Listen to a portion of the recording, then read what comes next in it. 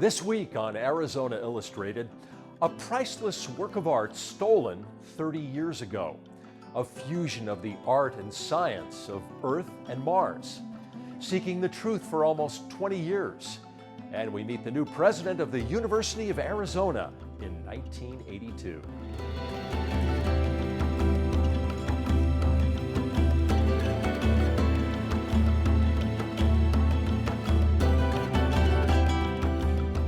Hello and welcome to Arizona Illustrated. I'm Tom McNamara. We've seen it in the movies and we've heard about it in the news. Art crime. Major works of art on display for the public to view and enjoy, stolen for untold reasons from museums and galleries around the world. Well, 30 years ago this month, the unthinkable happened right here in Tucson.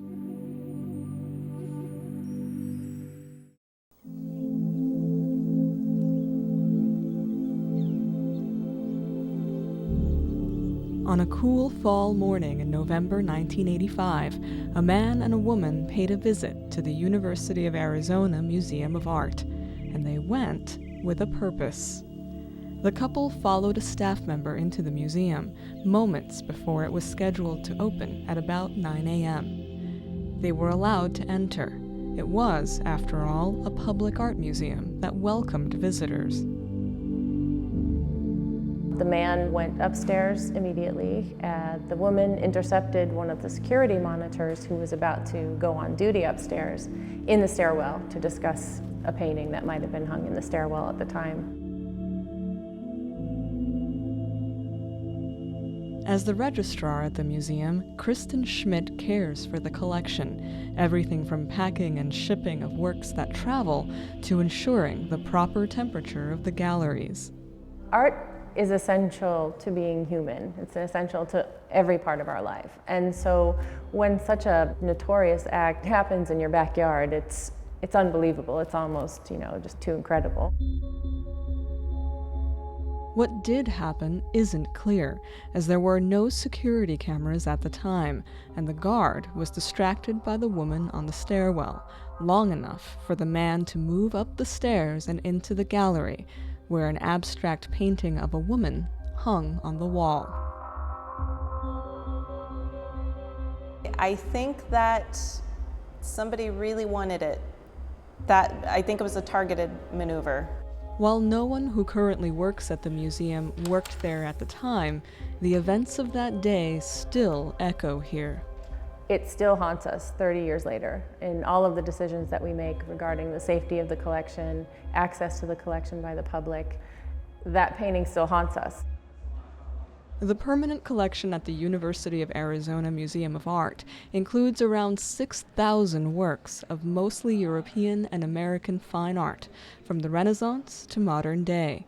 It was one painting in the modern art collection that the couple had their eyes on, a work by the Dutch-American master Willem de Kooning. Willem de Kooning is arguably one of the most important artists of the 20th century. He was born in the Netherlands and he stowed away on a ship and came to the United States in his early 20s. He, along with Jackson Pollock, are really considered the fathers of abstract expressionism. And that arguably is the most significant movement in the United States of the 20th century. De Kooning's most celebrated work comes from what is known as his Woman series of paintings, created in the early 1950s, which were, in and of themselves, a departure. Because most abstract expressionists were completely abstract. It was about paint on the canvas. There was no story, there was no landscape, there was no figure. And all of a sudden, Willem de Kooning, does this exhibit full of these female figures, and people were kind of like, what happened? I thought we were all doing this abstract thing. So when people say they're not really figures, but they're landscapes, that's true to a certain extent. But they were figures to me. Figures maybe in a landscape. So the fact that he returned to the figure when other artists were adamantly abstract, that was something that was sort of rogue. And so in that sense, he really stands out. And it was during the creation of his Woman series that Willem de Kooning painted Woman Ochre at his East Village studio in downtown Manhattan. Ochre ranges in color from warm yellow, deep orange to brownish red, and some of those colors can be seen in the painting, thus the name. The eyes in Woman Ochre are very large. It has sort of a toothy grin, and the face is almost ghoulish. Her torso is very triangular, the breasts are very pronounced, and the line work is very aggressive. It's very gestural, lots of quick, thick paint strokes. Woman Ochre was on display in an upstairs gallery at the museum when the couple in question put their plan into action. Witnesses describe them as a white man and woman, he in his 20s and she about 50. The glasses, scarf, and mustache suggest they may have been wearing disguises. While the woman distracted the guard in the stairwell, her accomplice went to work.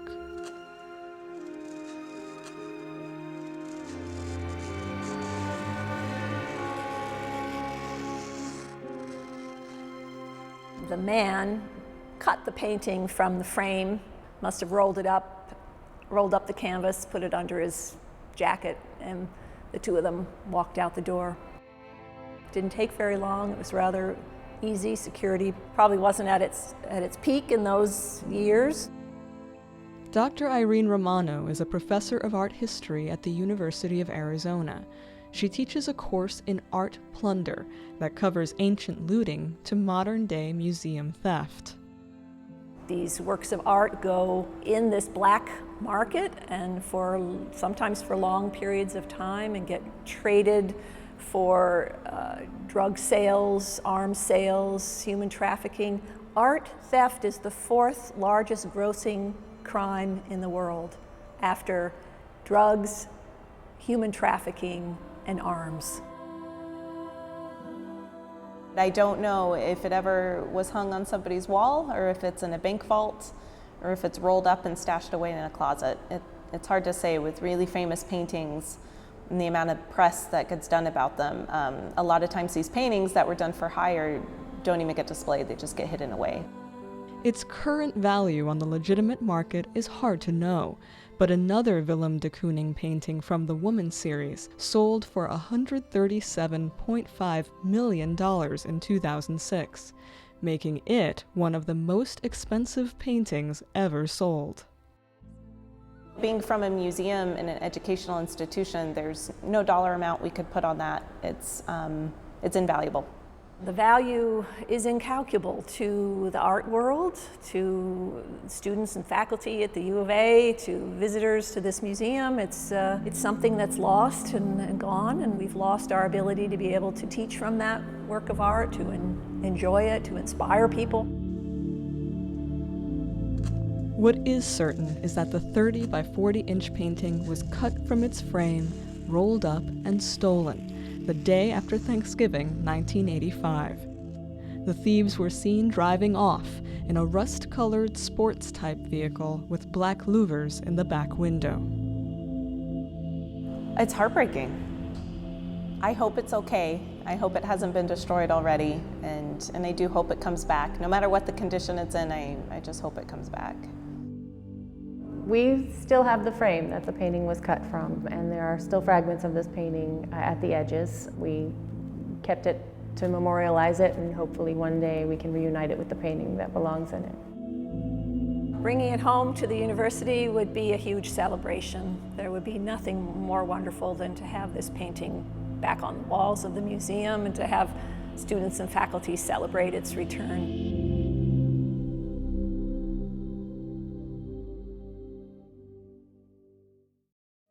Earth and Mars are planetary siblings that are distinctly different.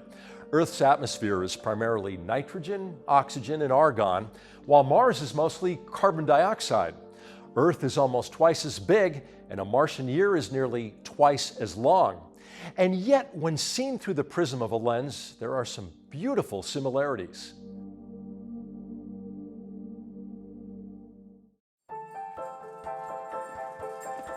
Okay, let's go. I'm Steve Strom. I'm a retired astronomer, and I'm currently indulging in a nearly lifelong passion in photography. Photography normally in service of environmental causes, or you might call it fine art, if you will. All right.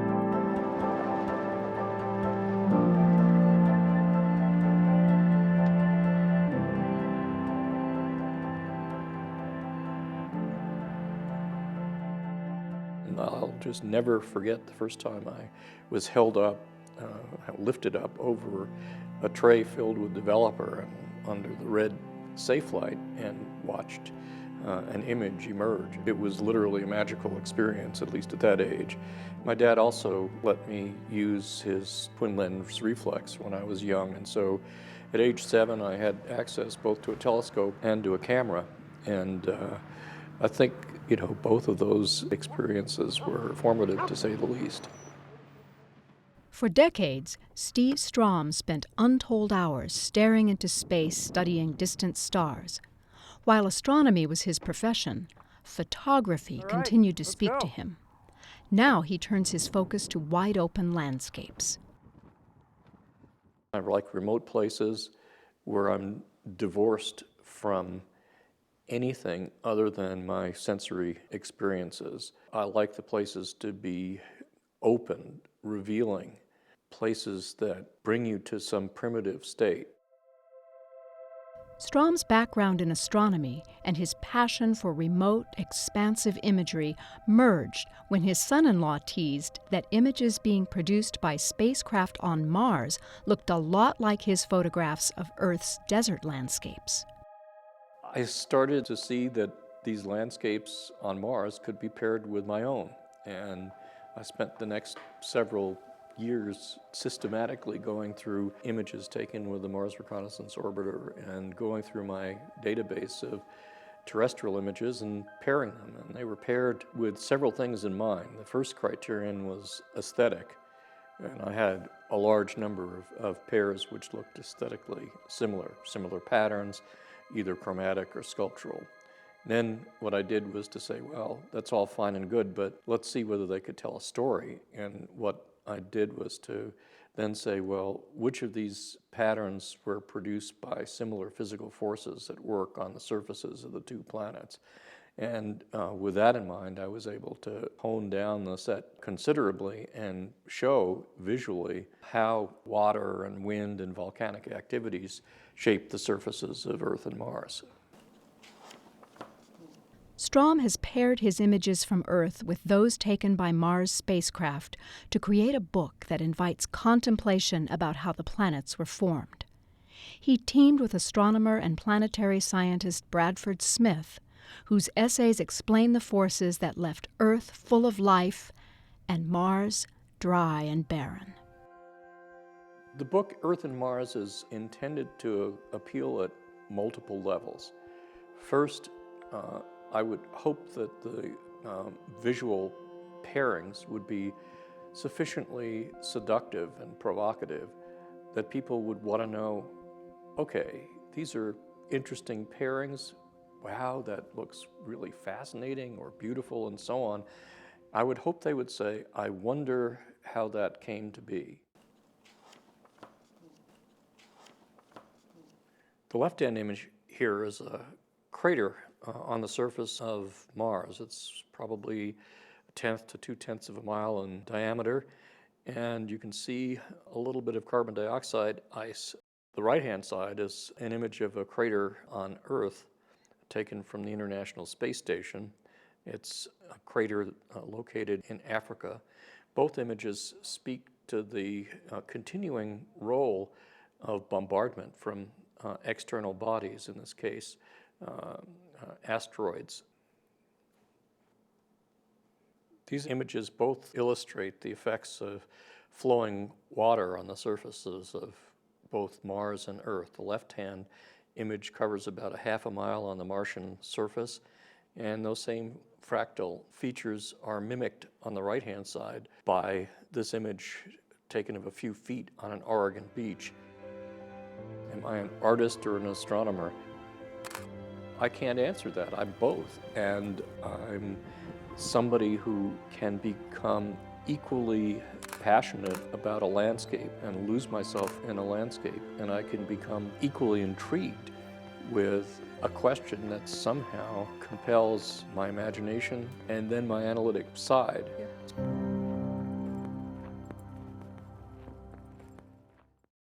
Like what you see on Arizona Illustrated? Visit our webpage at azpm.org to watch and share videos from this episode. You'll also find stories from future programs, an easy way to submit your own story idea, an archive of past episodes of Arizona Illustrated, and you'll find everything you need to stay connected with public broadcasting in Southern Arizona. azpm.org. On January 11th, 1996, a little girl named Karen Grajeda vanished without a trace. A detective named Kathy Rouse set out to find her, and the search changed her life forever.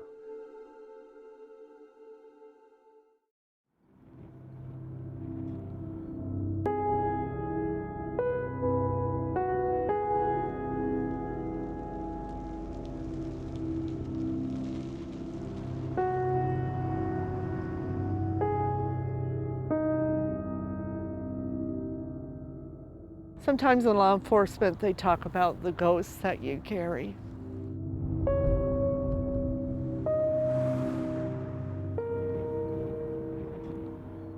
I remember just driving home some nights, or even in later years in patrol when I would be in that area, just looking around and going, where did she go? Where was she taken? What happened?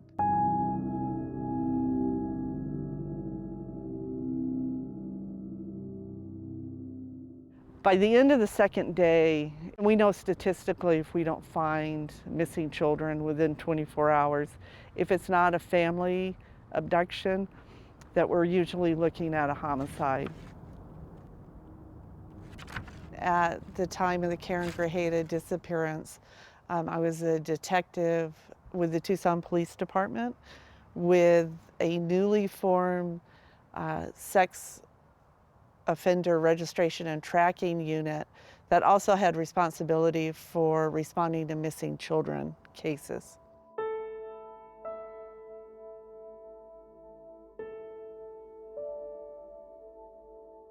Karen actually disappeared January 11th at about 5:45.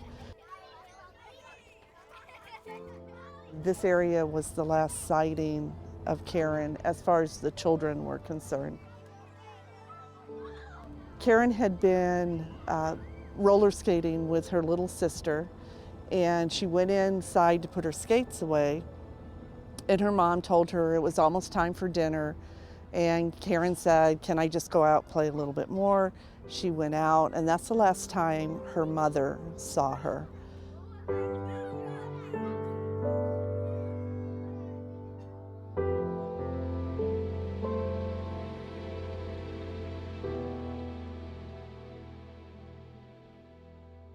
And at that time, I truly thought we were going to find Karen within the next couple of hours. You know, as you always do in these cases, you know, she went over to a friend's house, you know, spent the night, forgot to tell mom. You know, something happened, but Karen's gonna come walking up pretty soon. I remember that night got very cold. I was sitting with Rosalva, her mom. You know, kind of as a mom, you start thinking about your own kid out there, and she didn't have a jacket. And, you know, I really remember that because that was a time, you know, just two moms sitting out and this mom not knowing where her child was.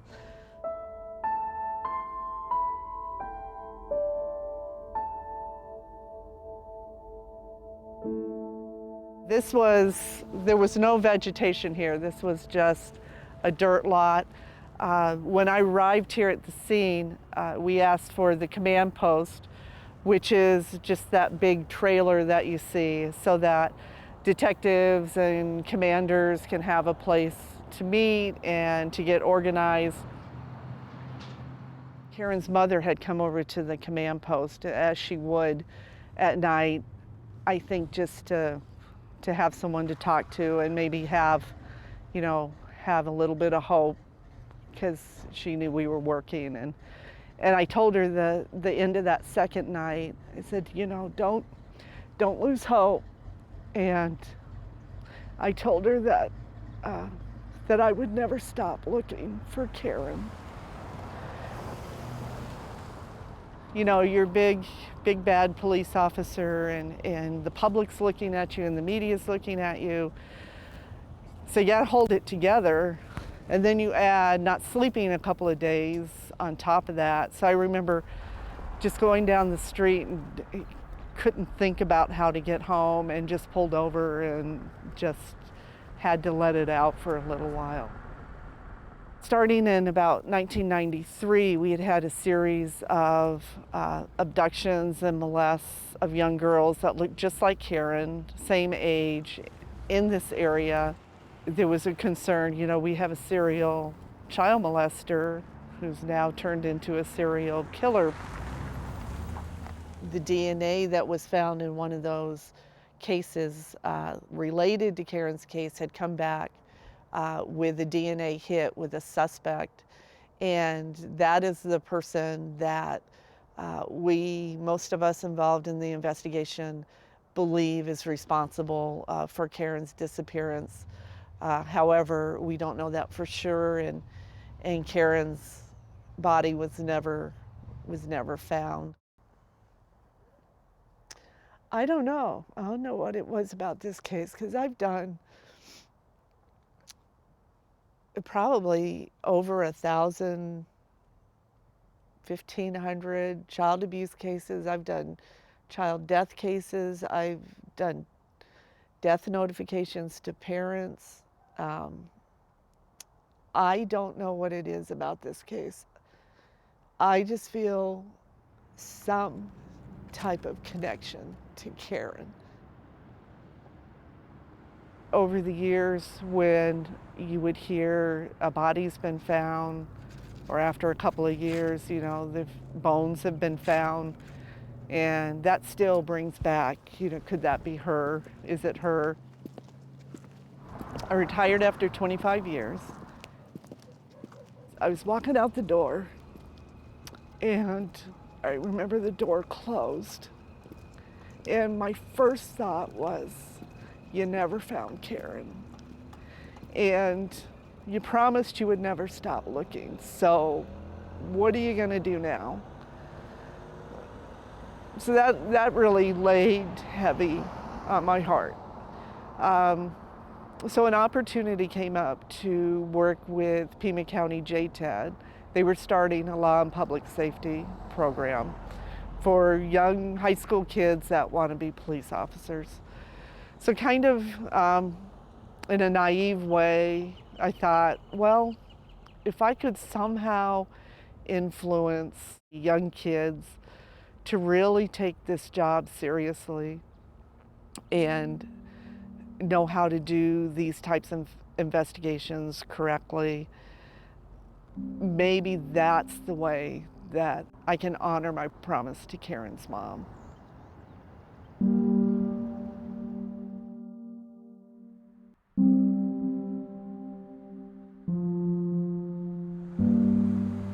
You learn in this job that there are not nice people in the world, and that there are people who enjoy hurting children. But I think this case brought home to me that there's true evil in this world.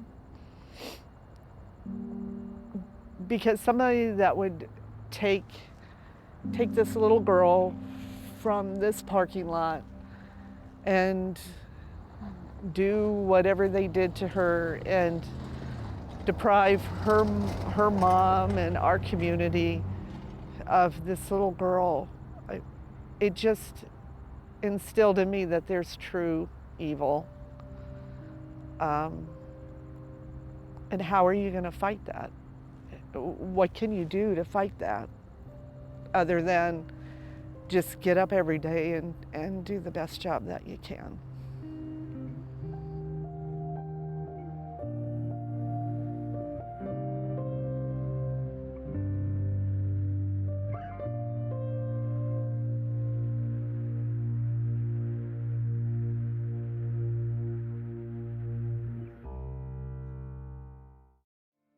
A new president has taken the helm at the University of Arizona, and despite the nation just emerging from a recession and reduced funding from the state, the U of A's new leader has optimistic plans for growth next year.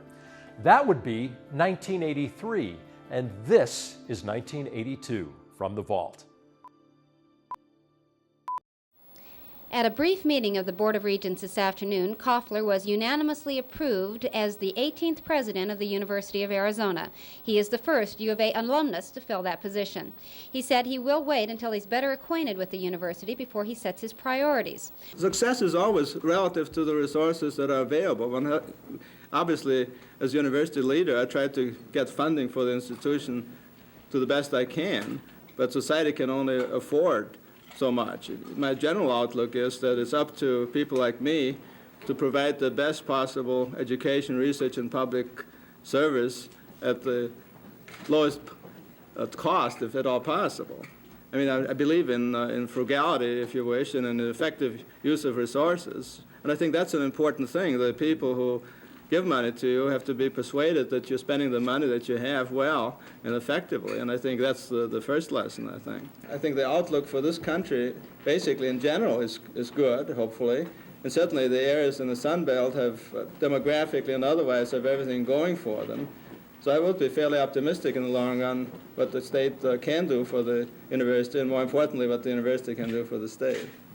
Koffler says he values interscholastic athletics, but feels they should be kept within limits and the emphasis should always be on education. He says he never dreamed when he was a student here in 1943 that he would return one day to be president. But I think the people who plan on being presidents when they're young, I think they ought to go and see a psychiatrist.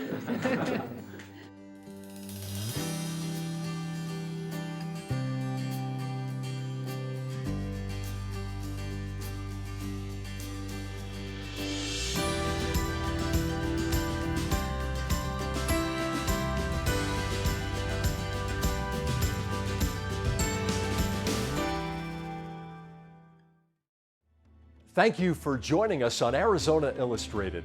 And a reminder that you can watch all of our stories at azpm.org. We'll be taking a bit of a break over the next few weeks, then back on January 3rd with all new stories. I'm Tom McNamara. We'll see you then.